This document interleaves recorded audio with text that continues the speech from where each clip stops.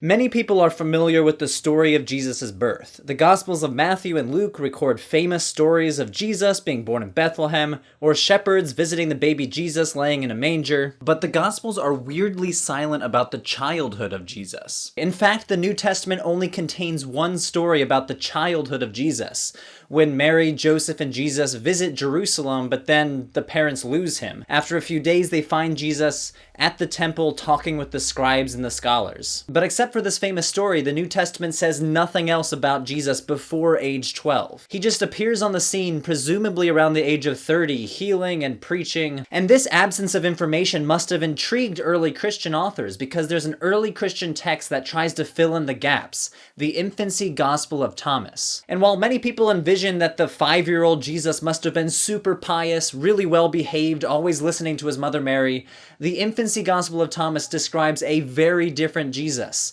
Just imagine if you gave the powers of a god to a schoolboy. Yeah, pretty scary.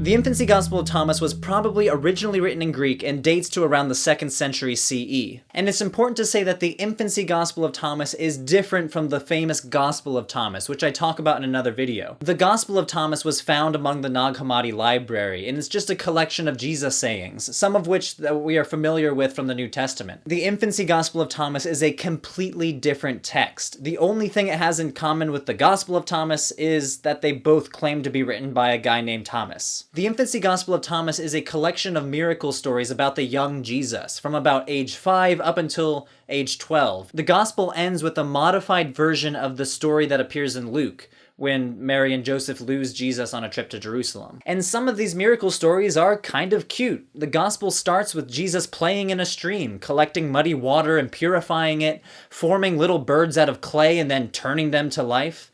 But the story turns grim pretty fast. As the story goes, a schoolboy comes over and messes up Jesus' pools of water, and in a fit of rage, Jesus kills the boy. And Jesus, seeing what had happened, said to him, "Your fruit shall be without root, and your shoot shall be dried up like a branch scorched by a strong wind." And instantly the child withered. Yup, the Jesus in the Infancy Gospel of Thomas is a killer. In the next story, a schoolboy bumps into him, and Jesus instantly kills him.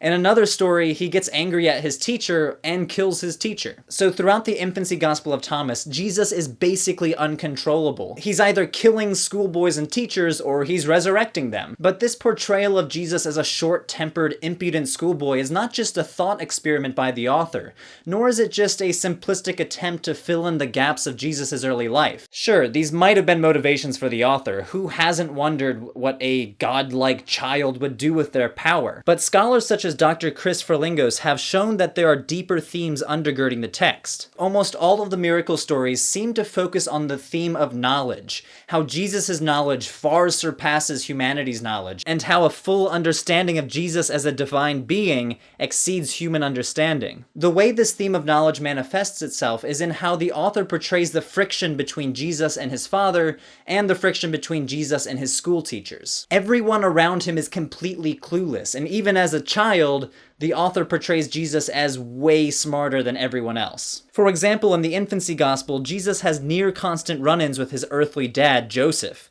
Joseph rebukes Jesus for making sparrows out of clay on the Sabbath. He ineffectually tries to punish Jesus for killing other boys by grabbing Jesus' ear. But overall, Joseph is useless. And this would have struck the ancient audience as very weird. Remember, the ancient Roman Empire was a highly patriarchalist society where the dad has complete control of his family. This seems to be playing with some theological questions that early Christians would have been wrestling with. Why doesn't Jesus' family know who he is? The implication is that Jesus is completely unfathomable. He's just beyond understanding as a divine being. Incidentally, this theme appears in the New Testament as well, especially in the Gospel of John. This theme of divine knowledge also appears in Jesus' very rocky relationship with education. In the Infancy Gospel of Thomas, several teachers come forward and claim, "I will be the one that teaches Jesus."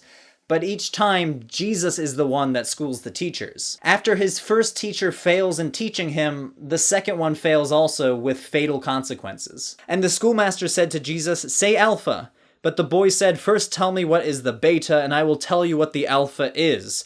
Becoming irritated, the teacher struck him, and Jesus cursed him and the teacher fell and died. Again, Jesus has esoteric knowledge that the teacher lacks. The teacher simply tries to teach him the alphabet, but Jesus implies he knows a deeper meaning that the letters have. Again, this would have struck an ancient audience as very weird. In ancient Greco-Roman culture, traditional education, or paideia, was a mark of elite social standing. It was learning the great works of literature, art, and cultural values in order to join in a civilized society. So Jesus flouting his education in such a spectacular manner, in one case ignoring his teacher, in another case killing his teacher, this would have struck an ancient audience as Jesus upending a pillar of Greco-Roman society. So overall, the Infancy Gospel of Thomas is an extremely interesting early Christian text. Not only is it a bizarre collection of stories of Jesus killing schoolboys and teachers, but it also gives us a glimpse into what 2nd century Christians were really concerned about. A Christianity concerned about portraying Jesus as beyond understanding, as possessing esoteric knowledge about reality,